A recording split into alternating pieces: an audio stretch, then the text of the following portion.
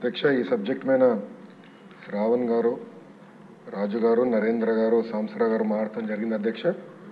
వాళ్ళు మాట్లాడటం కాదు, గౌరవ సభ్యుల మనోభావాలని వాళ్ళు చెప్తాం జరిగింది. ప్రధానంగా నరేంద్ర గారు అడిగారు, శ్రావణ్ గారు కూడా అడిగారు, సాంసరావు గారు కూడా అడిగారు అధ్యక్ష. తప్పనిసరిగా నాడు నేడు పైన ఒక ఎంక్వైరీ ప్రభుత్వం వేస్తుంది, అంటే ఎలాంటి సందేహం లేదు. అగ్రిమెంట్స్ ఏంటి, గతంలో ఎవరికి ఇచ్చారు ఈ వర్క్లు, ఎందుకు పనులు సరిగా జరగలేదు, నాసరికైన పనులు జరిగినాయి అనేది పేపర్లో కూడా గతంలో వచ్చింది. దానిపైన తప్పనిసరిగా ఎంక్వైరీ చేస్తాం. రెండోది సాంసరావు గారు చెప్పినట్లు ఫేజ్ 1లో కొన్ని భవనాలు కట్టారు, కానీ అది మూసేశారు, అంటే వాడట్లేదు. ఏకంగా స్కూల్స్నే మూసేసే పరిస్థితికి వచ్చారు. తెలుగుదేశం, జనసేన, భారతీయ జనతా పార్టీ విధానం ఒకటి. ప్రభుత్వ పాఠశాలల్ని మేము బలోపేతం చేస్తాం. ప్రైవేట్ పాఠశాలలకి ధీటుగా ప్రభుత్వ పాఠశాలలు తీర్చిదిద్దాలనేది మా లక్ష్యం. అందుకే చంద్రబాబు నాయుడు గారి నాయకత్వంతో మెగా డిఎస్సి కూడా ప్రకటించాం. ఉపాధ్యాయుల పోస్టులు కూడా భర్తీ చేస్తున్నాం. నెక్స్ట్ ఇయర్ ఏదైతే స్కూల్ ఓపెన్ అయ్యే సమయానికి ఉపాధ్యాయులు కూడా పకడ్బందీగా మేము ఏర్పాటు చేస్తాం. దాంతోపాటు రాజుగారు ప్రధానంగా ప్లే గ్రౌండ్స్ ఏర్పాటు చేస్తే బాగుంటుందని కోరారు. ఉపాధి హామీ పథకంతో అనుసంధానం చేస్తాం. పవనంతో నేను చర్చిస్తాను. ఆయనతో పాటు మన స్పోర్ట్స్ మినిస్టర్తో కూడా ఆల్రెడీ డిస్కషన్ చేశాను. ఇంటర్ స్కూల్ కాంపిటీషన్ ఎట్లా పెట్టాలి, ఇంటర్ డిస్ట్రిక్ట్ కాంపిటీషన్స్ ఎట్లా ఏర్పాటు చేయాలి, కేవలం స్పోర్ట్సే కాదు ఆర్ట్స్ అండ్ క్రాఫ్ట్స్ని ఎట్లా ప్రోత్సహించాలి అని దానిపైన మేము కూడా డిస్కస్ చేస్తున్నాం. సాంసర్ గారు అన్నట్లు ఉపాధ్యాయుల్ని కూడా పెద్ద ఎత్తున హెరాస్మెంట్ జరిగింది. గత ప్రభుత్వం వాళ్ళకి అనేక యాప్లు ఇచ్చి వాళ్ళు అన్ని రకాలుగా ఇబ్బంది పెట్టిన విషయం వాస్తవం. పాదయాత్రలో కూడా ఉపాధ్యాయులను కలిశారు, వాళ్ళ సమస్యలు నాకు చెప్తాం జరిగింది.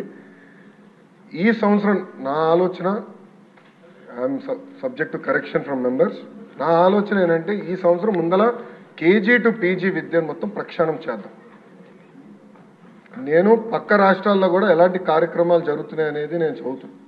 ఉత్తరప్రదేశ్లో నిపుణ్ కార్యక్రమం చేస్తున్నారు, ఢిల్లీలో కూడా అనేక కార్యక్రమాలు చేస్తున్నారు. నేను కూడా అది మొత్తం రివ్యూ చేస్తున్నాను. నేను కూడా ఫీల్డ్ విజిట్స్కి వెళ్ళాల్సిన అవసరం ఉంది.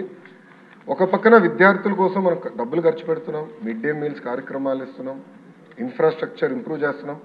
కానీ లెర్నింగ్ అవుట్కమ్స్ ఏంటి? ఎందుకంటే మంగళగిరిలో కూడా నేను ఉపాధ్యాయులను కలిసినప్పుడు వాళ్ళు అదే అడిగారు. 6వ తరగతి వరకు మీరు ఏం నేర్పించకుండా మాకు తోసేసి మంచి మార్కులు రావాలంటే ఎట్లా వస్తాయి? సో లెర్నింగ్ అవుట్కమ్స్ ఎట్లా మెజర్ చేయాలి అని దానిపైన కూడా మేము చర్చిస్తున్నాం. కేజీ టు పీజీ నేను పాదయాత్రలు కూడా చెప్పాను, కరికులంని బలోపేతం చేయాలి, రీవర్క్ చేయాల్సిన అవసరం ఉంది. అది చేసే ముందర పక్క రాష్ట్రాల్లో ఏం జరుగుతుందో కూడా నేను చూస్తున్నాను అధ్యక్ష. దానివల్ల వాళ్ళకి వచ్చిన అవుట్కమ్స్ ఏంటి అనేది మేము చదువుతున్నాం. ఆ మొత్తం రోడ్ మ్యాప్ ప్రిపేర్ చేసి సంఘాలతో కూడా మేము చర్చించి అందరు బయ్యన్ అయిన తర్వాత ఆ రోడ్ మ్యాప్ ప్రజల ముందర పెట్టాలనేది నా లక్ష్యం. దాని తర్వాత ప్రజల దగ్గర నుంచి కూడా అభిప్రాయ సేకరణ చేసిన తర్వాత ఆ కార్యక్రమాన్ని మేము అమలు చేసి నెక్స్ట్ అకాడమిక్ ఇయర్కి తీసుకొస్తాం. అంటే గత ప్రభుత్వం లాగా రివర్స్ టెండరింగ్ అనే హడావిడిగా చేసి పోలవరం ఎట్లయితే సర్వనాశనం చేశారో అలా నేను చేయదలుచుకోవాలి విద్యా వ్యవస్థని. విద్యా వ్యవస్థలో కూడా అనాలోచిత వల్ల చాలా దెబ్బతిని సిబిఎస్ఈ కరికులం అన్నారు, కొన్ని స్కూల్స్ ఏమో CBSE curriculum with CBSE examination అన్నారు, మళ్ళీ మధ్యలో ఐబీ అన్నారు, తర్వాత టోఫెల్ అన్నారు, డిక్షనరీ అన్నారు. అంటే కొంచెం గందరగోళంగా ఉంది. ఇది మొత్తం కొంచెం స్ట్రీమ్లైన్ చేయాల్సిన అవసరం ఉంది. ఎందుకంటే మన పిల్లల భవిష్యత్తు దీనిపైన ఆధారపడి ఉంది. సో సిస్టమేటిక్గా చేయాల్సిన అవసరం ఉంది. తొందరపాటు నిర్ణయాలు కాకుండా సిస్టమేటిక్గా చేయాలనేది నా ఆలోచన అధ్యక్ష. 2019 నుంచి 24 అని మీరు చూస్తే 2019లో అంటే ఆనాడు తెలుగుదేశం ప్రభుత్వం హయాంలో 38,98,000 మంది విద్యార్థులు ఉంటారు. 5 సంవత్సరాలు వేల కోట్ల రూపాయలు ఖర్చు పెట్టిన తర్వాత అది 38,26,000 మంది విద్యార్థులకు తగ్గిపోయింది. అంటే 72,117 మంది విద్యార్థులు ప్రభుత్వ పాఠశాలలో తగ్గిపోయారు.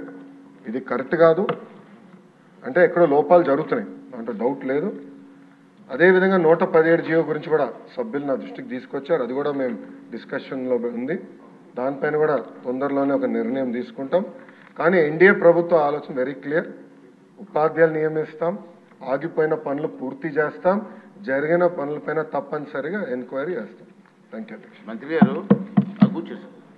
మంత్రి గారు సభ్యులకి వచ్చిన ఏంటంటే ఎంక్వైరీ జరగాలి, దానికి మీరు తీసుకొచ్చే చర్యలు ఇది అవసరమైన చెప్తూ బాగుంటుంది నా ఉద్దేశం.